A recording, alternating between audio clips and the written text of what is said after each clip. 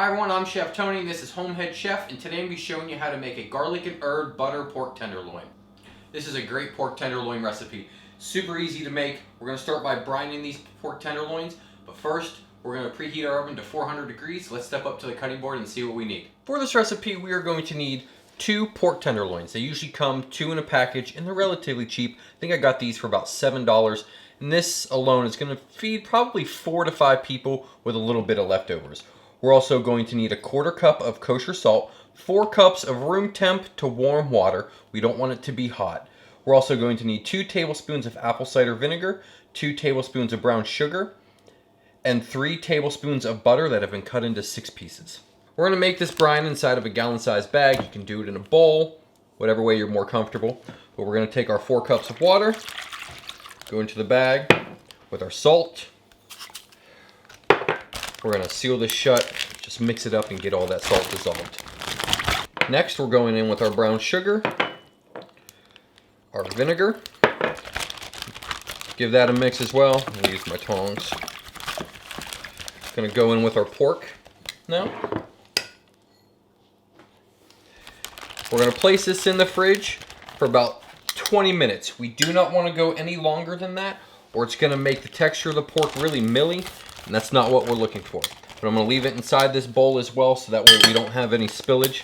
Seal shut in the fridge for 20 minutes. See you guys soon. Now this pork tenderloin is going to have 2 different rubs on it. This we're going to call our spice rub. This is our herb rub. I have this made up, but in this rub right here, we have 1 tablespoon of garlic powder, a teaspoon of salt and onion powder, half a teaspoon of smoked paprika, and a 1/4 teaspoon of black pepper. Got that all nice mixed up. This is going to go on the pork before we sear it. Now, our herb mixture here, this is a half a teaspoon of dried parsley, dried basil, oregano, and thyme. I pulled these pork tenderloins out of the brine. I rinsed them with cold water and I patted them dry. Now we're going to season these pretty heavily with our spice rub on all sides, and we're going to head over to the stove. Over a medium-high heat, we're going to heat up a few tablespoons of oil till it's nice and hot, till it's just about to smoke. We're going to sear these pork loins on all sides. I recommend that you do this in batches, so that way the pan has time to heat up and fully sear the outside of these pork tenderloins. That's the sound you want to hear. We're looking for that golden brown color on all sides.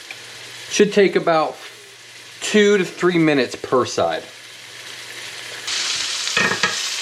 Flip. That's what we're looking for right there. Maybe a little bit darker. Alright.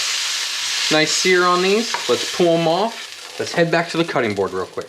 Now we're going to wrap our pork tenderloins in aluminum foil. Go down with our pork tenderloin. Half of our herb mix right on top.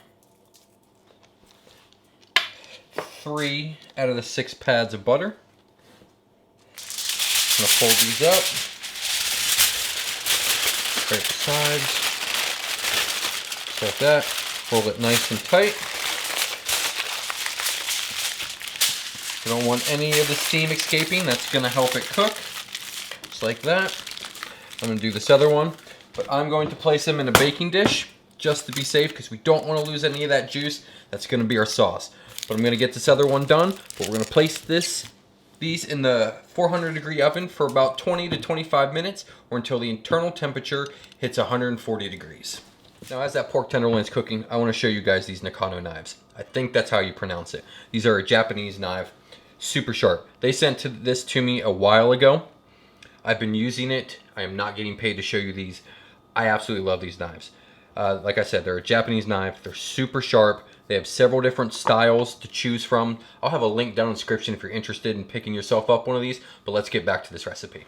Our pork tenderloins are done. This is very hot. Now, this next step might be hot, so you might need gloves or a towel. But we're going to open these up. Just going to kind of let them rest for about 7 to 10 minutes. But we want to be careful that we don't lose any of the butters or the juice down in here, because that's going to be our sauce. So, carefully unroll these to one side. I'm going to take the sauce and reserve it to the side here in a little dish. But we're gonna let these rest for about 7 to 10 minutes and then we'll slice into it. All right, it's been resting for a while. As you can tell, it's still hot. Let's slice into this. Nice little slices. Don't want to cut my plate. Look at that. Those knives are just cutting through this like butter. Now we're gonna plate. Let's see, how do I want to plate this? Come in here like this.